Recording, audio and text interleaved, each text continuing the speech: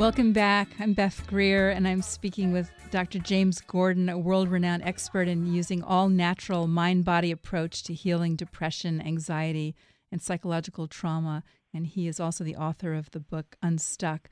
I love that song, and I know that you write about... I love it too. Yeah, it makes me feel and good. We use it very, very often when we're working with traumatized populations. I remember we played it in Haiti with a group of students. We did some shaking, which is one of the things that we do to get the energy moving and get people to relax a little and open up, because the mind gets fixed, gets stuck in particular patterns of depression or anxiety, and the body also gets stuck. And if you can get the body unstuck, if you can get the body moving, then often the emotions and the mental functions start opening up. So when you say... We're working with student nurses in Haiti after the earthquake, and they had lost 90 student nurses died in the earthquake. Mm.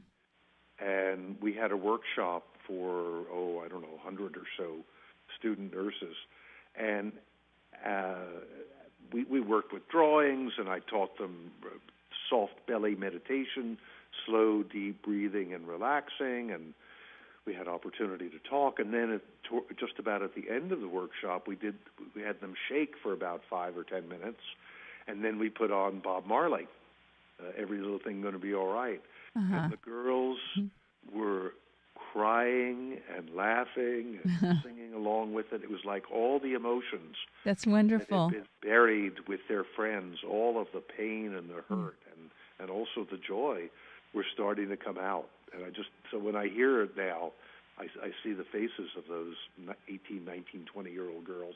Uh-huh. That's beautiful. When you say shaking, you mean full body shaking, where you're just letting it loose, right? Well, it's extremely complicated, and I hope your listeners have advanced degrees.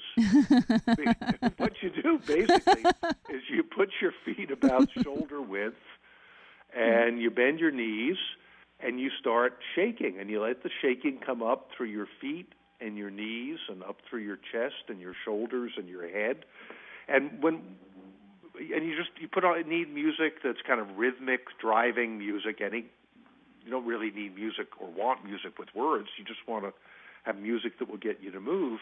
And when we're doing it with a group of people, we have them close their eyes so they won't look around and start comparing themselves with each other. Mm-hmm. Say, oh, he's shaking better than I am. Mm-hmm.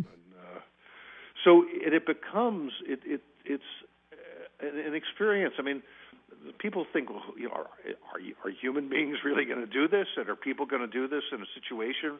Are depressed people going to do it? Or are people going to do it in a situation where there's been a war going on or an earthquake?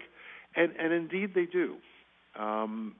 They're willing, all of our work, just like Unstuck, is really, it's an invitation. It's an invitation to learn things, to take certain kinds of chances in a way. I don't mean that it's, dangerous. I just mean to let yourself grow in certain ways.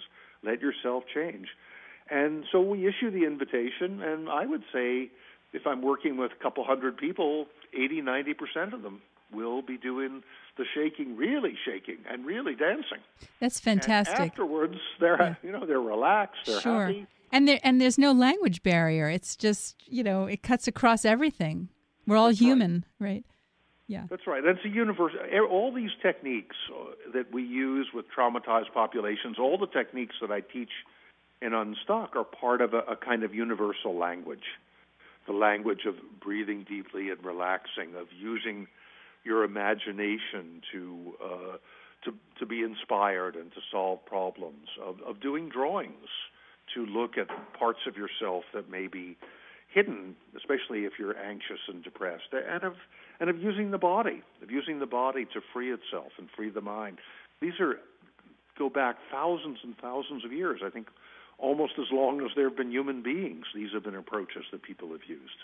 And now you just got back from Gaza, where you said you've been training 180 new people in your techniques to help with the population there. Can you talk about that a little? Well, I've been working, and we've been bringing a team, this is the the nonprofit that I, as you said, that I founded and direct, the Center for Mind-Body Medicine.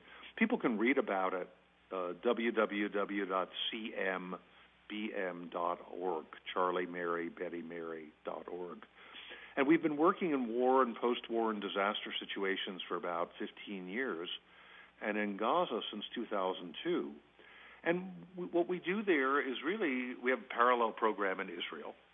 And in Gaza, we've trained we trained 230. We're training 180 more people, health and mental health professionals, educators, leaders of women's groups and women's centers. And they come and they experience our work. They learn the mind-body approaches on themselves.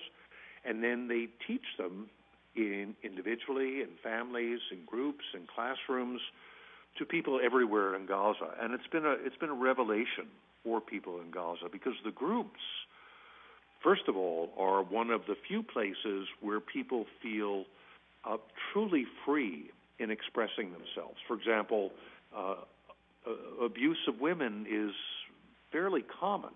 Abuse of women always goes up, just about, in societies that are under severe stress, economic stress, violence, etc. So, but you can't talk about it. Very hard to talk about it. But in our mind-body groups, women come together, and within one session, they're talking for the first time, maybe for the first time in years, they're talking about what happened. Kids who've lost their parents, whether in fighting Israelis fighting with them and having incursions or invasions and killing people, or whether it's fighting between Palestinians. It's very hard to talk about death and to talk about the suffering that comes afterwards and the pain you feel.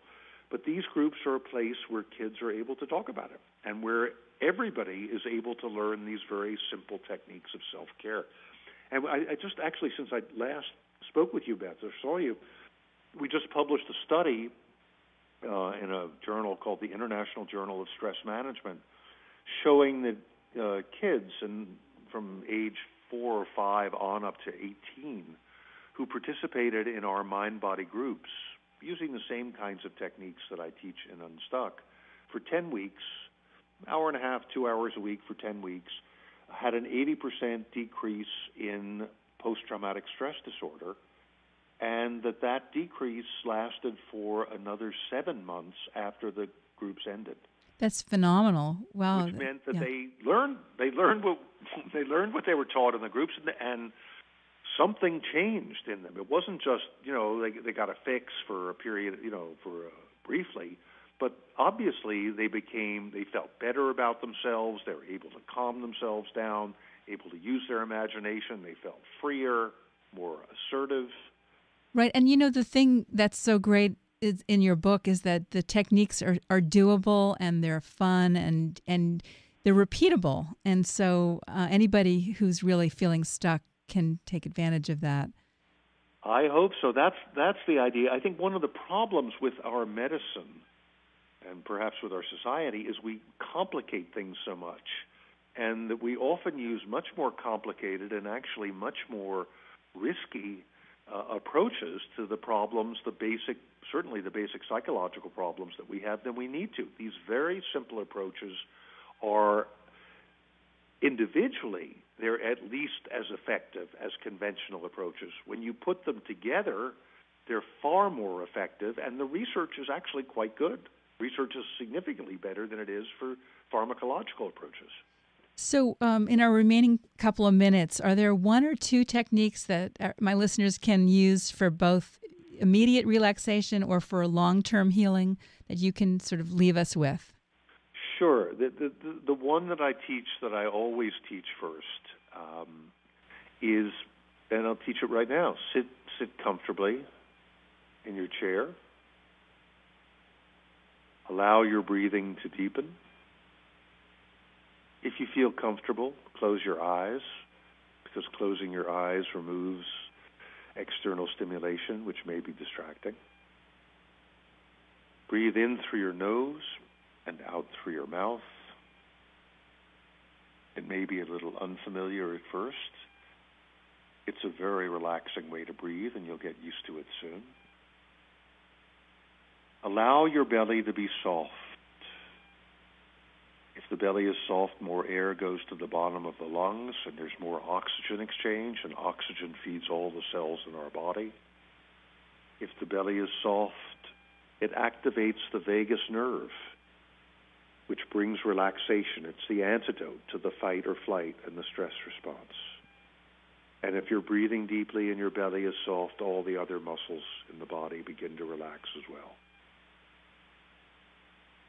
To encourage this process, you can say to yourself, soft, as you breathe in, and belly as you breathe out. If thoughts come,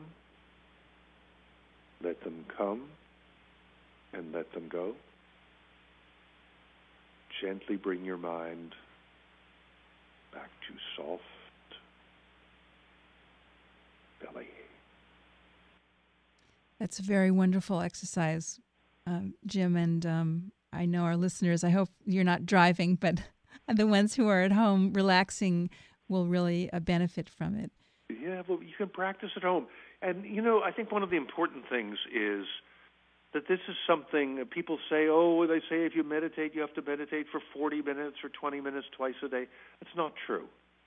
Do this for 5 minutes several times a day, 2-3 times a day. See what happens. Fantastic. Little by little, you're bringing relaxation into your life, and you're bringing the understanding that you can make a change in how you feel physically and how you feel emotionally and how your mind works, simply by doing this again and again and again. That's really wonderful advice, and I want to thank you so much today for your time, and you really bring a tremendous amount of hope to people just everywhere around the world. It's just thank you, Beth. Such an honor to have you. Great to be here. And if for more information, people can go to the Center for Mind Body Medicine, which is cmbm.org. Yeah. Okay. And Unstuck is out in paperback, and the techniques are all in there. All the techniques we use around the world, and pretty much all the techniques you're going to need to really work with any kind of anxiety or depression that you're experiencing. Thank you, Jim. Thank you very much. Okay. And thank you so much for listening today. For podcasts and more information, visit yoursupernaturallife.com. Take advantage of my expertise where I come to your home and help you turn it into a safe haven. You can email me at Beth@supernaturalmom for more information. Remember, keep it supernatural. I'm Beth Greer. You follow what you feel inside. It's intuitive. You don't have to try. It comes naturally. It comes naturally.